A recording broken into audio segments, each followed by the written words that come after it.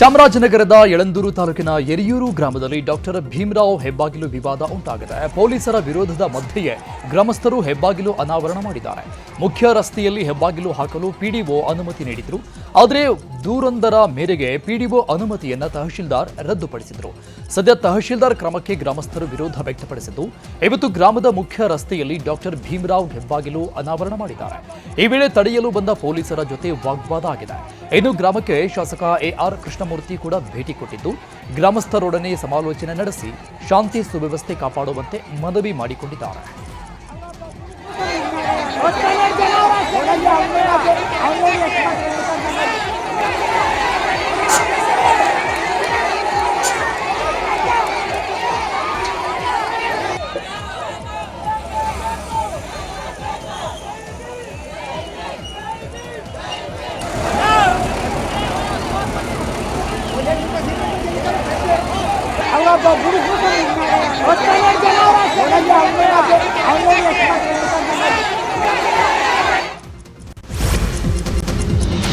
ಕೃಷಿ ಹೊಂಡದಲ್ಲಿ ಈಜೋದಿಕ್ಕೆ ಹೋಗಿ ಇಬ್ಬರು ಕಾರ್ಮಿಕರು ನಾಪತ್ತೆಯಾಗಿದ್ದಾರೆ. ಚಿಕ್ಕಮಗಳೂರು ತಾಲೂಕಿನ ಬನ್ನೂರಿನಲ್ಲಿ ಘಟನೆ ನಡೆದಿದ್ದು, ರಮೇಶ್ ಮಹೇಶ್ ನಾಪತ್ತೆಯಾದ ಕಾರ್ಮಿಕರಾಗಿದ್ದಾರೆ. ಬಿಳಗಿರಿ ಎಸ್ಟೇಟ್ ಅಲ್ಲಿ ಕೆಲಸ ಮಾಡ್ತಿದ್ರು ಇಬ್ಬರು. ಕೃಷಿ ಹೊಂಡದಲ್ಲಿ ಈಜೋದಿಕ್ಕೆ ಹೋಗಿ ನಾಪತ್ತೆಯಾಗಿದ್ದು, ಸದ್ಯ ಸ್ಥಳದಲ್ಲಿ ಅಗ್ನಿಶಾಮಕ ತಂಡ ಆಗಮಿಸಿ ಶೋಧ ಕಾರ್ಯ ಮಾಡ್ತಾ ಇದೆ.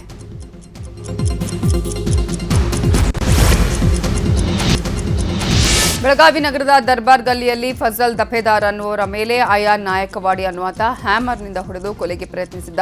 ಸದ್ಯ ಘಟನೆಯಲ್ಲಿ ತೀವ್ರವಾಗಿ ಗಾಯಗೊಂಡಿದ್ದ ಫಜಲ್ ದಫೇದಾರ್ನ ಆಸ್ಪತ್ರೆಗೆ ದಾಖಲಿಸಿ ಚಿಕಿತ್ಸೆ ನೀಡಲಾಗುತ್ತಿತ್ತು. ಚಿಕಿತ್ಸೆ ಫಲಿಸದೆ ಇವತ್ತು ಫಜಲ್ ದಫೇದಾರ್ ಸಾವನ್ನಪ್ಪಿದ್ದಾರೆ. ಸದ್ಯ ಘಟನೆ ಸಂಬಂಧ ಆರೋಪಿ ಅಯಾನ್ನ ಮಾರ್ಕೆಟ್ ಪೊಲೀಸರು ಅರೆಸ್ಟ್ ಮಾಡಿದ್ದಾರೆ. ಮಂಡ್ಯದಲ್ಲಿ ಭ್ರೂಣ ಲಿಂಗ ಪತ್ತೆ ಪ್ರಕರಣ ಇನ್ನೂ ನಿಂತಿಲ್ಲ. ಕೆಆರ್ಪೇಟೆಯ 2 ಖಾಸಗಿ ಸ್ಕ್ಯಾನಿಂಗ್ ಸೆಂಟರ್ನಲ್ಲಿ ಕಳ್ಳದಂಧೆ ಎಗ್ಗಿಲ್ಲದೆ ನಡೆದಿದೆ ಎನ್ನಲಾಗಿದೆ. ಅಪ್ರಾಪ್ತ ಗರ್ಭಿಣಿಯರಿಗೂ ಸ್ಕ್ಯಾನಿಂಗ್ ಮಾಡಿರುವುದು ಗೊತ್ತಾಗಿದೆ. ಕೆಆರ್ ಪಟ್ಟಣದ ನಾವಿ ಹಾಗೂ ಕುಶಾಲ್ ಡಯಾಗ್ನಾಸ್ಟಿಕ್ ಸೆಂಟರ್ ವಿರುದ್ಧ ಗಂಭೀರ ಆರೋಪ ಕೇಳಿಬಂದಿದೆ. 2024-25ನೇ ಸಾಲಿನಲ್ಲಿ 31 ಜನ ಅಪ್ರಾಪ್ತರಿಗೆ ಸ್ಕ್ಯಾನಿಂಗ್ ಮಾಡಲಾಗಿದೆಯಂತೆ. ಇನ್ನು 2018ರಿಂದ ಈವರೆಗೆ 10,101 ಸ್ಕ್ಯಾನಿಂಗ್ ಮಾಡಲಾಗಿದ್ದು, ಈ ಪೈಕಿ 3,629 ಪ್ರಕರಣ ಮಾತ್ರ ರಿಜಿಸ್ಟರ್ನಲ್ಲಿ ನಮೂದು ಮಾಡಲಾಗಿದೆ. ಉಳಿದ 6,472 ಪ್ರಕರಣವನ್ನ ಯಾಕೆ ರಿಜಿಸ್ಟ್ರಾರ್ನಲ್ಲಿ ನಮೂದು ಮಾಡಿಲ್ಲ ಅನ್ನೋದೇ ಪ್ರಶ್ನೆ ಆಗಿದೆ. ಇನ್ನು ಭ್ರೂಣಲಿಂಗ ಪತ್ತೆ ಬಗ್ಗೆ ದೂರು ಬಂದ ಹಿನ್ನೆಲೆ ಲೋಕಾಯುಕ್ತ ಅಧಿಕಾರಿಗಳು ದಾಳಿ ಮಾಡಿ ಪರಿಶೀಲಿಸಿದ್ದಾರೆ. ಪಬ್ಬಲ್ಲಿ ನಡೆದ ಗಲಾಟೆಯಲ್ಲಿ ಓರ್ವ ಯುವಕ ಸಾವನ್ನಪ್ಪಿದ್ದಾನೆ. ಮೈಸೂರಿನ ವಿಜಯನಗರದ 2ನೇ ಹಂತದಲ್ಲಿರುವ ಪರ್ಪಲ್ ಹೆಜ್ ರೆಸ್ಟೋರೆಂಟ್ನಲ್ಲಿ ತಡರಾತ್ರಿ ಘಟನೆ ನಡೆದಿದೆ. ಗೋಕುಲಂ ನಿವಾಸಿ ನಿಶಾಂತ್ ಮೃತ ದುರ್ದೈವಿ. ಪಬ್ನಲ್ಲಿ ಮೃತ ನಿಶಾಂತ್, ಸಂದೀಪ್, ದೀಕ್ಷಿತ್ ಪಾರ್ಟಿ ಮಾಡಿದ್ದಾರೆ. ಪಾರ್ಟಿ ಮುಗಿಸ್ಕೊಂಡು ಹೊರಬರ್ತಿದ್ದಾಗ ಟ್ಯಾಂಕ್ ರಾಕಿ ಸಹಚರರ ಜೊತೆ ಕ್ಷುಲ್ಲಕ ವಿಚಾರಕ್ಕೆ ಗಲಾಟೆ ನಡೆದಿದೆ. ಈ ವೇಳೆ ಟ್ಯಾಂಕ್ ರಾಕಿ ಸಹಚರರು ನಿಶಾಂತ್ನನ್ನ 2ನೇ ಮಹಡಿಯಿಂದ ತಳ್ಳಿದ್ದಾರೆ. ಕೆಳಕ್ಕೆ ಬಿದ್ದ ನಿಶಾಂತ್ಗೆ ಗಂಭೀರ ಗಾಯ ಆಗಿದ್ದು, ಕೂಡಲೇ ಆಸ್ಪತ್ರೆಗೆ ದಾಖಲು ಮಾಡಲಾಯಿತಾದರೂ ಚಿಕಿತ್ಸೆ ಫಲಿಸದೆ ನಿಶಾಂತ್ ಸಾವನ್ನಪ್ಪಿದ್ದಾರೆ. ಶಾಸಕ ವಿನಯ್ ಕುಲಕರ್ಣಿಗೆ ಜೀವಾವಧಿ ಶಿಕ್ಷೆ ಪ್ರಕಟ ಹಿನ್ನೆಲೆಯಲ್ಲಿ ಸೋಷಿಯಲ್ ಮೀಡಿಯಾದಲ್ಲಿ ಮಗಳು ದೀಪಾಲಿ ಪೋಸ್ಟ್ ಹಂಚಿಕೊಂಡಿದ್ದಾರೆ. ತನ್ನ ತಂದೆಯ ಜೊತೆ ಇರುವ ಹಳೆಯ ಫೋಟೋ ಹಾಕಿ ದೀಪಾಲಿ ತನ್ನ ತಂದೆಯ ಬಗ್ಗೆ ಬರೆದುಕೊಂಡಿದ್ದಾರೆ. ರೈತ ಕುಟುಂಬದಲ್ಲಿ ಜನಿಸಿ ಸಾವಿರಾರು ಪಶು ಮತ್ತು ಡೇರಿ ಮಾಡಿದ್ದಾರೆ.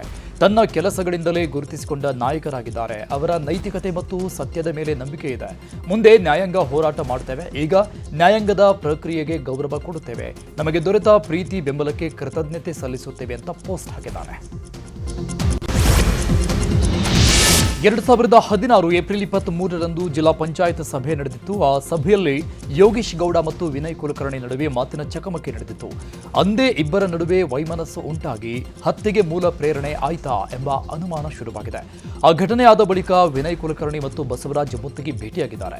ದಿನೇ ದಿನೇ ಯೋಗೀಶ್ ಗೌಡ ವರ್ತನೆ ಮಿತಿ ಮೀರಿದೆ. ಹೀಗಾಗಿ ಆತನನ್ನ ಮುಗಿಸಬೇಕು ಅಂತ ವಿನಯ್ ಡೈರಿ ಬಳಿ ಮುತ್ತಿಗೆ ಕರೆಸಿಕೊಂಡು ಸಂಚು ರೂಪಿಸಿದ್ರು ಎನ್ನಲಾಗಿದೆ. ನಂತರ ಧಾರವಾಡ ಬಾಯ್ಸ್ ಅಂತ ಟೀಮ್ ಕಟ್ಟಿ ಹತ್ಯೆಗೆ ಪ್ಲಾನ್ ಮಾಡಿದ್ರು ಎನ್ನಲಾಗಿದೆ. ಯೋಗೇಶ್ ಗೌಡ ಕೊಲೆ ಪ್ರಕರಣದ ತೀರ್ಪಲ್ಲಿ ಕರ್ನಾಟಕ ಪೊಲೀಸ್ ತಲೆ ತಗ್ಗಿಸುವ ಅಂಶಗಳ ಬಗ್ಗೆ ಉಲ್ಲೇಖಿಸಲಾಗಿದೆ. ಕರ್ನಾಟಕ ರಾಜ್ಯ ಪೊಲೀಸ್ ದೇಶದಲ್ಲೇ ಅತ್ಯಂತ ಸಮರ್ಥ ಮತ್ತು ದಕ್ಷ ಅಂತ ಗುರುತಿಸಲ್ಪಟ್ಟಿದೆ. ಆದರೆ ತನ್ನ ಕೆಲವು ಅಧಿಕಾರಿಗಳ ಕುಕೃತ್ಯಗಳಿಂದ ಸಂಕಷ್ಟಕ್ಕೆ ಗುರಿಯಾಗಿರುವುದು ಬೇಸರದ ಸಂಗತಿ. ನ್ಯಾಯಾಲಯದ ಮುಂದೆ ಸುಳ್ಳು ಸಾಕ್ಷ್ಯ ಕೊಟ್ಟಿದ್ದೇವೆ ಅನ್ನೋದು ಅತ್ಯಂತ ನಿರ್ಲಕ್ಷ್ಯದಿಂದ ಮತ್ತು ಹಗುರವಾಗಿ ಹೇಳಿಕೆ ಕೊಟ್ಟಿದ್ದಾರೆ. ಈ ಪೊಲೀಸ್ ಅಧಿಕಾರಿಗಳ ನಡೆಯನ್ನು ಸಹಿಸಲು ಸಾಧ್ಯ ಇಲ್ಲ. ಇದನ್ನು ಹಗುರವಾಗಿ ಪರಿಗಣಿಸಲು ಸಾಧ್ಯ ಇಲ್ಲ. ನಂಬಿಕೆಯನ್ನು ಕುಂದಿಸುವ ಇಂತಹ ಸುಳ್ಳು ಸಾಕ್ಷ್ಯ ನೀಡುವ ಘೋರ ತಪ್ಪುಗಳನ್ನು ತಡೆಯಬೇಕಾಗಿದೆ ಅಂತ ತೀರ್ಪಿನಲ್ಲಿ ಉಲ್ಲೇಖಿಸಲಾಗಿದೆ. ಹಾವೇರಿಗೆ ಸಿಎಂ ಸಿದ್ದರಾಮಯ್ಯ ಪ್ರವಾಸ ಕೈಗೊಂಡಿದ್ದಾರೆ. ವಿಶೇಷ ಹೆಲಿಕಾಪ್ಟರ್ ಮೂಲಕ ಸಿಎಂ ಹಾವೇರಿಗೆ ಆಗಮಿಸಿದ್ದಾರೆ. ಈ ವೇಳೆ ಪೊಲೀಸ್ ಇಲಾಖೆಯಿಂದ ಸಿಎಂಗೆ ಗೌರವ ವಂದನೆ ಮಾಡಲಾಗಿದೆ. ಸ್ಥಳೀಯ ಶಾಸಕ ಪ್ರಕಾಶ್ ಕೋಳಿವಾಡ ಸಿಎಂಗೆ ಹೂಗುಚ್ಛ ನೀಡಿ ಸ್ವಾಗತ ಕೋರಿದ್ರು. ಬಳಿಕ ವೇದಿಕೆ ಕಾರ್ಯಕ್ರಮಕ್ಕೆ ಸಿಎಂ ತೆರಳಿದ್ದು ಇನ್ನೇನು ಕೆಲವೇ ಕ್ಷಣಗಳಲ್ಲಿ ವಿವಿಧ ಅಭಿವೃದ್ಧಿ ಕಾಮಗಾರಿಗಳಿಗೆ ಸಿಎಂ ಶಂಕುಸ್ಥಾಪನೆ ನೆರವೇರಿಸಲಿದ್ದಾರೆ. 2021 ಮೇ 2ರಂದು ಚಾಮರಾಜನಗರ ಜಿಲ್ಲಾಸ್ಪತ್ರೆಯಲ್ಲಿ ನಡೆದಿದ್ದ ಆಕ್ಸಿಜನ್ ದುರಂತದಲ್ಲಿ 36ಕ್ಕೂ ಹೆಚ್ಚು ಮಂದಿ ಸಾವನ್ನಪ್ಪಿದ್ರು. ಈಗ ಆಕ್ಸಿಜನ್ ದುರಂತದಲ್ಲಿ ಮಡಿದವರ ಕುಟುಂಬಸ್ಥರಿಗೆ ಕೊನೆಗೂ ಸರ್ಕಾರಿ ಕೆಲಸ ಸಿಗೋದು ಬಹುತೇಕ ಕನ್ಫರ್ಮ್ ಆಗಿದೆ. ಏಪ್ರಿಲ್ 21ರಂದು ಗುಂಡ್ಲುಪೇಟೆಯಲ್ಲಿ ನಡೆಯಲಿರುವ ಸಮಾರಂಭದಲ್ಲಿ ಸಿಎಂ ಸಿದ್ದರಾಮಯ್ಯ ಆದೇಶ ಪತ್ರ ವಿತರಿಸಲಿದ್ದಾರೆ. ಮೊದಲ ಹಂತದಲ್ಲಿ 21 ಮಂದಿಗೆ ಸರ್ಕಾರಿ ಉದ್ಯೋಗವನ್ನು ನೀಡಲಾಗುತ್ತೆ. ವಿದ್ಯಾರ್ಹತೆಗೆ ತಕ್ಕಂತೆ ಸರ್ಕಾರಿ ನೌಕರಿ ನೀಡಲಾಗುತ್ತೆ. ಚಾಮರಾಜನಗರ ಸರ್ಕಾರಿ ಮೆಡಿಕಲ್ ಕಾಲೇಜಲ್ಲಿ ಉದ್ಯೋಗ ಕೊಡ್ತೀವಿ ಅನ್ನುವ ಭರವಸೆಯನ್ನ ನೀಡಲಾಗಿತ್ತು. ಇದೀಗ ಸಂತ್ರಸ್ತರ ಕುಟುಂಬಸ್ಥರಿಗೆ ಸರ್ಕಾರಿ ನೌಕರಿ ಕೊಡುವ ಭರವಸೆ ಈಡೇರ್ತಾ ಇದೆ. ಆಕ್ಸಿಜನ್ ದುರಂತದಲ್ಲಿ ನಮ್ಮ ಮನೆಯವರು ಮೇ 3ನೇ ತಾರೀಕು ತೀರ್ಕೊಂಡ್ರು.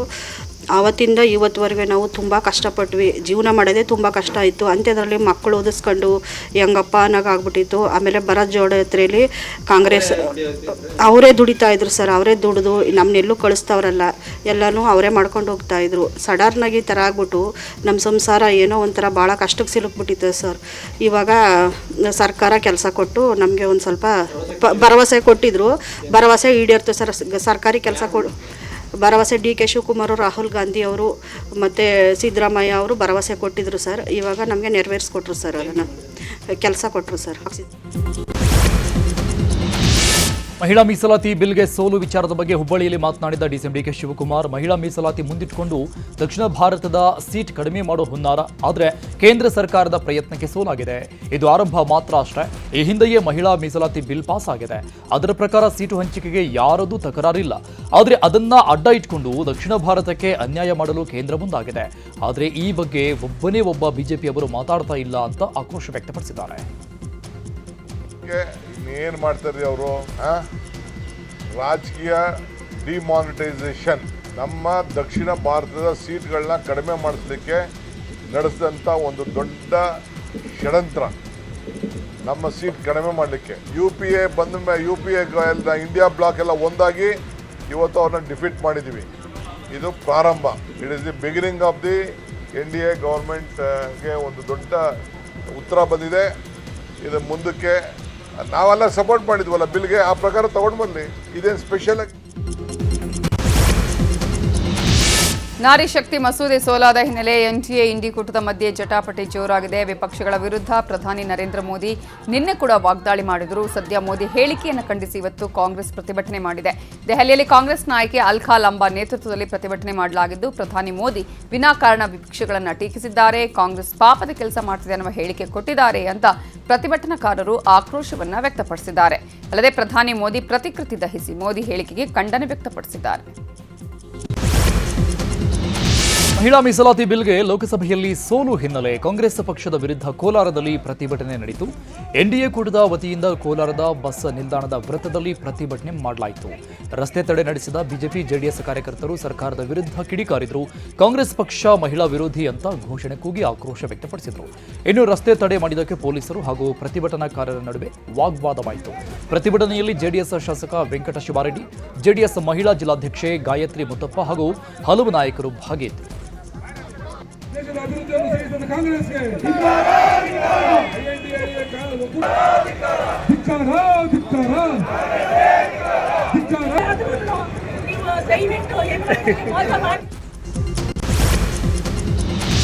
ಬೆಂಗಳೂರಲ್ಲಿ ನಡೆದ ಸಬಲ ನಾರಿ ಸಮರ್ಥ ಭಾರತ ಸಂವಾದ ಕಾರ್ಯಕ್ರಮದಲ್ಲಿ ಭಾಗಿಯಾಗಿದ್ದ ಶಾಸಕ CK ರಾಮಮೂರ್ತಿ ಕಾಂಗ್ರೆಸ್ ನಾಯಕರ ವಿರುದ್ಧ ವಾಗ್ದಾಳಿ ನಡೆಸಿದ್ದಾರೆ. ಪೂಜನೀಯ ಸ್ಥಾನದಲ್ಲಿ ನೋಡುವ ಮಹಿಳೆಯರಿಗೆ ಕಾಂಗ್ರೆಸ್ ಅವಮಾನ ಮಾಡಿದೆ. ಸಂಸತ್ನಲ್ಲಿ ಮಹಿಳಾ ಮೀಸಲಾತಿ ಬಿಲ್ ವಿರೋಧಿಸಿ ಅವಮಾನ ಮಾಡಿದ್ದಾರೆ. ರಸ್ತೆಗಳಲ್ಲಿ ಬೆಂಗಳೂರಿನ ಮಹಿಳೆಯರು ಬೀದಿಗಿಳಿಬೇಕು. ಮತ ಹಾಕೋಕೆ, ಪಕ್ಷ ಕಟ್ಟೋಕೆ ಮಹಿಳೆಯರು ಬೇಕು. ಮೀಸಲಾತಿಗೆ ಮಹಿಳೆಯರು ಬೇಡವಾ ಅಂತ ವಾಗ್ದಾಳಿ ನಡೆಸಿದ್ರು. ಇದೇ ವಿಚಾರವಾಗಿ ಚಿಕ್ಕಮಗಳೂರಲ್ಲಿ ನಿಖಿಲ್ ಕುಮಾರಸ್ವಾಮಿ ಕೂಡ ಪ್ರತಿಕ್ರಿಯಿಸಿದ್ದಾರೆ. ಬೆಂಗಳೂರು ಮಹಾನಗರ ಪಾಲಿಕೆಯಲ್ಲಿ 50% ರಿಸರ್ವೇಷನ್ನು, ಇದೇ ರಿಸರ್ವೇಷನ್ನು ಯಾರು ತಗೊಂಡ್ಬಂದ್ರು ಅಂತಂದರೆ ರಾಜೀವ್ ಗಾಂಧಿ ಅವರು ಈ ರಿಸರ್ವೇಷನ್ನ ತಗೊಂಡ್ಬಂದರು. ಆದರೆ ಇವತ್ತು ಅವರೇ ಮಾಡಿದ ರಿಸರ್ವೇಷನ್ನಲ್ಲಿ 33% ಮಹಿಳೆಯರಿಗೆ ನರೇಂದ್ರ ಮೋದಿರವರು ಬಿಲ್ಲನ್ನು ತಗೊಂಬಂದಾಗ ಇದೇ ಕಾಂಗ್ರೆಸ್ ಅವಮಾನ ಮಾಡಿದೆ. ಬರೀ ಭಾರತೀಯ ಜನತಾ ಪಾರ್ಟಿಗೆ ಅವಮಾನ ಮಾಡಿಲ್ಲ. ಇವತ್ತು ಮಾಡಿರುವಂಥದ್ದು ಸಮಸ್ತ ಭಾರತ ದೇಶದ ಮಹಿಳೆಯರಿಗೆ ಅವಮಾನ ಮಾಡುವಂಥ ಕೆಲಸವನ್ನು ಇವತ್ತು ಮಾಡಿದ್ದಾರೆ. ಮೀಸಲಾತಿಯ ಸೋಲು ಇದು NDA ಸೋಲಲ್ಲ, ಇದು ಪ್ರಧಾನಮಂತ್ರಿಗಳ ಸೋಲಲ್ಲ, ಇದು ಪ್ರಜಾಪ್ರಭುತ್ವದ ಸೋಲಾಗಿರ್ತಕ್ಕಂಥದ್ದು. ಇದಕ್ಕೆ ಮೂಲ ಕಾರಣ ಕಾಂಗ್ರೆಸ್ನವರು ಮತ್ತೆ ಪ್ರತಿಪಕ್ಷದವರು ಇವತ್ತೆಲ್ಲ ಸೇರಿ ಏನು ಸಂಪೂರ್ಣವಾಗಿ ಆ ಬಿಲ್ಲನ್ನು ತಿರಸ್ಕಾರ ಮಾಡ್ತಕ್ಕಂಥ ನಿಟ್ಟಿನಲ್ಲಿ ವಿರುದ್ಧವಾದಂಥ ವೋಟಿಂಗ್ನ ಮಾಡಿದ್ದಾರೆ. ಬಟ್ ತಿರಸ್ಕಾರ ಮಾಡಿರ್ತಕ್ಕಂಥದ್ದು ಕಾಂಗ್ರೆಸ್ನ ಮನಸ್ಥಿತಿ ಏನು ಅಂತ ಬಹಳ ಸ್ಪಷ್ಟವಾಗಿದೆ. ಪಶ್ಚಿಮ ಬಂಗಾಳ ವಿಧಾನಸಭಾ ಚುನಾವಣೆ ಹಿನ್ನೆಲೆಯಲ್ಲಿ ಇವತ್ತು ಬಂಕೂರದಲ್ಲಿ ಚುನಾವಣಾ ಪ್ರಚಾರ ಸಭೆಯಲ್ಲಿ ಭಾಗಿಯಾಗಿದ್ದ ಪ್ರಧಾನಿ ಮೋದಿ ಪಶ್ಚಿಮ ಬಂಗಾಳ ಮತದಾರರಿಗೆ ಭರ್ಜರಿ ಭರವಸೆ ಘೋಷಣೆ ಮಾಡಿದ್ದಾರೆ. ಪಶ್ಚಿಮ ಬಂಗಾಳದಲ್ಲಿ ಬಿಜೆಪಿ ಸರ್ಕಾರ ಅಧಿಕಾರಕ್ಕೆ ಬಂದರೆ ಪ್ರತಿ ಮಹಿಳೆಗೆ 5 ಲಕ್ಷದವರೆಗೆ ಉಚಿತವಾಗಿ ಆಸ್ಪತ್ರೆಯಲ್ಲಿ ಚಿಕಿತ್ಸೆ ಪಡೆಯಬಹುದಾಗಿದೆ. ಇನ್ನು ಮಹಿಳಾ ಕುಟುಂಬದಲ್ಲಿ ಯಾರಿಗಾದರೂ ಕಿಡ್ನಿ ಸಮಸ್ಯೆ ಇದ್ದರೆ ಅವರಿಗೆ ಸರ್ಕಾರಿ ಆಸ್ಪತ್ರೆಯಲ್ಲಿ ಉಚಿತ ಡಯಾಲಿಸಿಸ್ ನೀಡಲಾಗುತ್ತೆ. ವರ್ಷಕ್ಕೆ ಮಹಿಳೆಯರು 36,000 ರೂಪಾಯಿ ಪಡೆಯಲಿದ್ದಾರೆ. ಇನ್ನು ಗರ್ಭಿಣಿಯರಿಗೆ 21,000 ನೀಡಲಾಗುತ್ತೆ. ಮಗುವಾದ ಬಳಿಕ ಆ ಮಗುವಿನ ಶಿಕ್ಷಣಕ್ಕೆ 5,000ದಿಂದ 50,000ದವರೆಗೂ ಸಹಾಯಧನ ನೀಡಲಾಗುತ್ತೆ. ಮುದ್ರಾ ಯೋಜನೆ ಅಡಿ ಸ್ವ ಉದ್ಯೋಗಸ್ಥ ಮಹಿಳೆಯರಿಗೆ 20 ಲಕ್ಷ ರೂಪಾಯಿ ನೀಡಲಾಗುತ್ತೆ ಅಂತ ಮಹಿಳಾ ಮತ ಸೆಳೆಯಲು ಭರ್ಜರಿ ಭರವಸೆ ಕೊಟ್ಟಿದ್ದಾರೆ. बंगाल में बीजेपी की सरकार बनते ही यहां महिलाओं को 5 लाख रुपए तक की मुफ्त इलाज की सुविधा देगी. 5 लाख रुपए.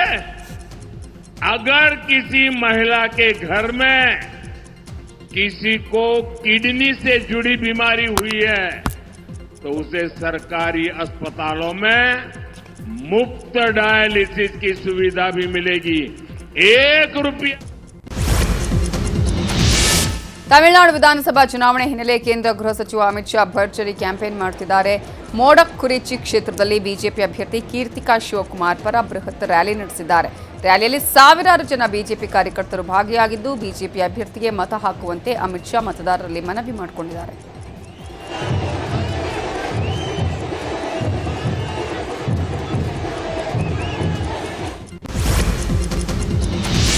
ಮಧ್ಯಪ್ರಾಚ್ಯದಲ್ಲಿ ಮತ್ತೆ ಯುದ್ಧದ ಕಾರ್ಮೋಡ ಆವರಿಸಿದೆ. ಅಮೆರಿಕ ಅಧ್ಯಕ್ಷ ಡೊನಾಲ್ಡ್ ಟ್ರಂಪ್ ನಾಳೆ ಸಭೆ ಆಗುತ್ತೆ ಅಂತ ಹೇಳಿದ್ರು.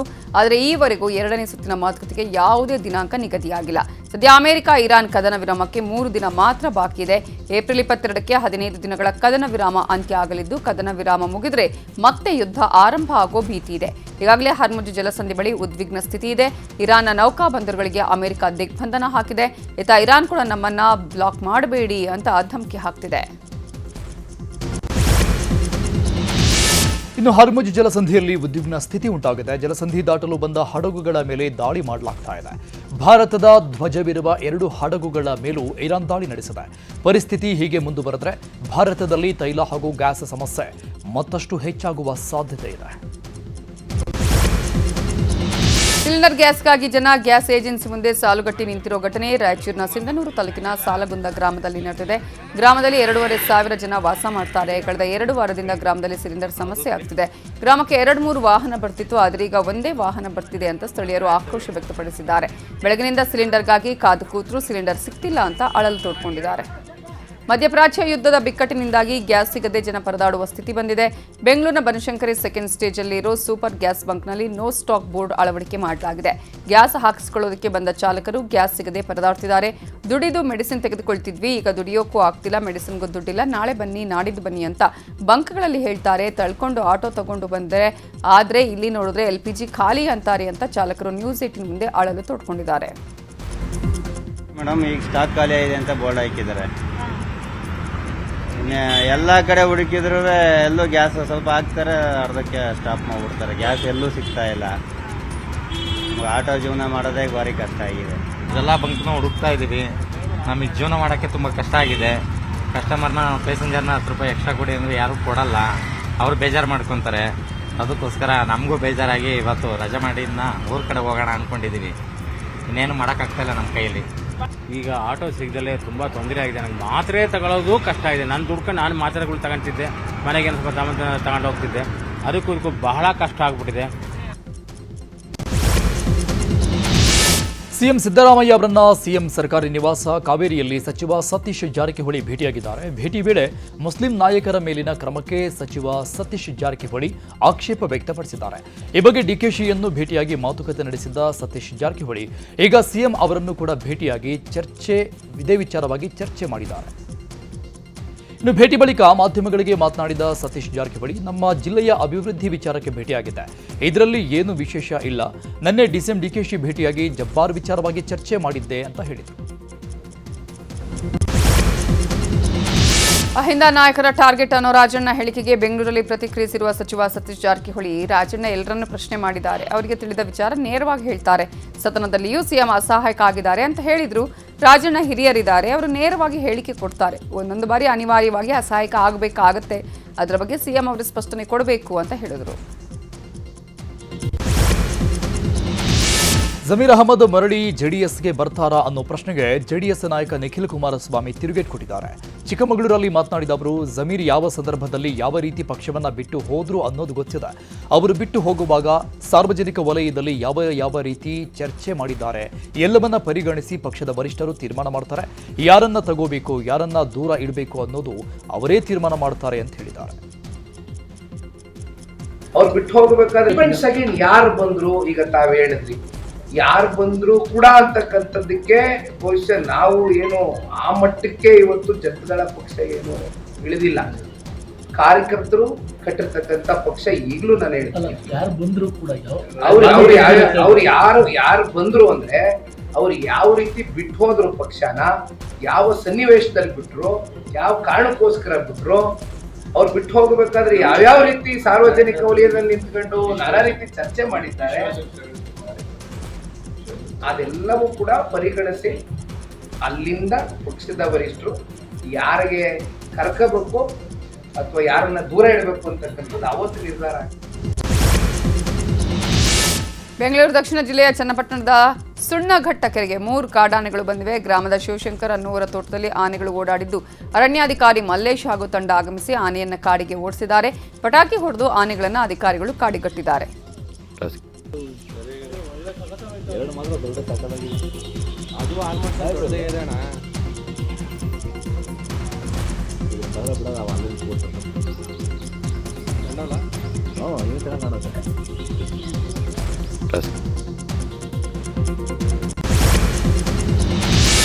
ಮನೆ ಕಿಟಕಿ ಮುರಿದು ಒಳಗೆ ನುಗ್ಗಿ ಚಿನ್ನಾಭರಣ ಕಳ್ಳತನ ಮಾಡಿರುವ ಘಟನೆ ಮೈಸೂರಿನ ಹುಲ್ಯಾಳು ಬೈಪಾಸ್ ರಸ್ತೆಯಲ್ಲಿ ನಡೆದಿದೆ. ಜುಬೇರ್ ಅನ್ನೋರ ಮನೆಯಲ್ಲಿ ಕಳ್ಳತನ ಮಾಡಲಾಗಿದ್ದು ಮನೆಯಲ್ಲಿದ್ದ 110 ಗ್ರಾಂ ಬಂಗಾರವನ್ನ ಕಳುವು ಮಾಡಲಾಗಿದೆ. ಮನೆಯಲ್ಲಿ ಯಾರೂ ಇಲ್ಲದಾಗ ಘಟನೆ ನಡೆದಿದ್ದು ಸ್ಥಳಕ್ಕೆ ಇಲವಾಲ ಪೊಲೀಸರು ಆಗಮಿಸಿ ಪರಿಶೀಲನೆ ಮಾಡಿದ್ದಾರೆ. ಅಕ್ಷಯ ತೃತೀಯ ಹಿನ್ನೆಲೆ ಇವತ್ತು ಮತ್ತು ನಾಳೆ ಚಿನ್ನ ಕೊಳ್ಳುವವರ ಸಂಖ್ಯೆ ಹೆಚ್ಚಾಗಿದೆ. ಆದರೆ ಚಿನ್ನದ ಬೆಲೆಯಲ್ಲಿ ಮಾತ್ರ ಸತತ ಏರಿಳಿತವಾಗ್ತಿದ್ದು ಯುದ್ಧದ ಬಿಕ್ಕಟ್ಟಿನಿಂದಾಗಿ ಸದ್ಯಕ್ಕೆ 24 ಕ್ಯಾರೆಟ್ ಚಿನ್ನದ ಬೆಲೆ 15,588 ರೂಪಾಯಿ ಆಗಿದ್ರೆ 22 ಕ್ಯಾರೆಟ್ ಚಿನ್ನದ ಬೆಲೆ 14,280 ರೂಪಾಯಿ ಆಗಿದೆ. ಇನ್ನು 1 ಗ್ರಾಂ ಬೆಳ್ಳಿಯ ಬೆಲೆ 275 ರೂಪಾಯಿ ಆಗಿದ್ದು 1 ಕೆಜಿ ಬೆಳ್ಳಿಯ ಬೆಲೆ 2,75,000 ರೂಪಾಯಿ ಆಗಿದೆ.